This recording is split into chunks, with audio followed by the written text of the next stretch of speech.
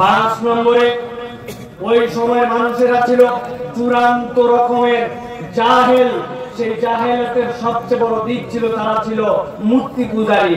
মূর্তি পূজার লেভেলটা এমন ছিল, এই কথা বলাটা বুঝানোর জন্য বলা, কিন্তু তারপরে বুঝানোর জন্য আপনাদের কাছে বলছে এই কথা না বলাই উত্তম আমাদের জন্য। ওই সময়ের অবস্থা এমন হয়েছিল, যত কাল্লা তত আল্লাহ। নাউজুবিল্লাহ বলবেন না? মানে যতগুলা মানুষ, প্রত্যেক মানুষের একটা করে ইলাহ আছে। নাউজুবিল্লাহ। আমার কথা নয়, হযরত ওমর ফারুক রাদিয়াল্লাহু তাআলা বলছেন, জাহেল যুগে আমরা কেমন বোকা ছিলাম জানা? বলে কেমন? বলে আমরা মিষ্টান্ন বানাতাম। আপনাদের যশোরে হয় কিনা, আমাদের উত্তরবঙ্গে এটা খুব হয়তো। ছোটবেলায় দেখতাম বিভিন্ন ধরনের লোকজন আমাদের পাড়ার মধ্যে এক ধরনের গুড়গুড়ি হাতে নিয়ে তারা ফেরি করতে আসতো। ভাঙা চূড়া, লোহা, লক্কর, জুতা, ফিতা বদল করে কটকটি নিতে পারেন।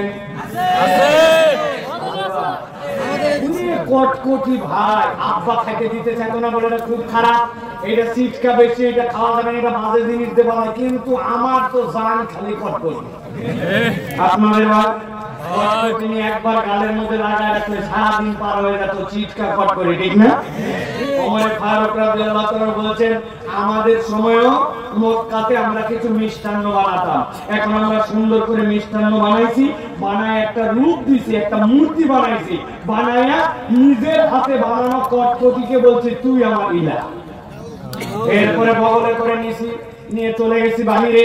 যাওয়ার পরে যখন দুপুর হয়ে গেছে, ছাগল চড়াতে গেছি, ভেড়া চড়াতে গেছি, মরুভূমিতে কাজে গেছি, এমন ক্ষুধা লাগছে, কোনো খাবার নাই। নিরুপায় হয়ে আমার ইলা যেটা বগলে ছিল উল্টা দিক করে ধরে প্রথমে ঠ্যাং খেয়ে দিয়েছে। এরপরে খিদা যায় না, কোমর পর্যন্ত খাইছি। বিকাল হতে হতে গোটা ইলা খাইয়া তারপরে বাড়িতে আসছি।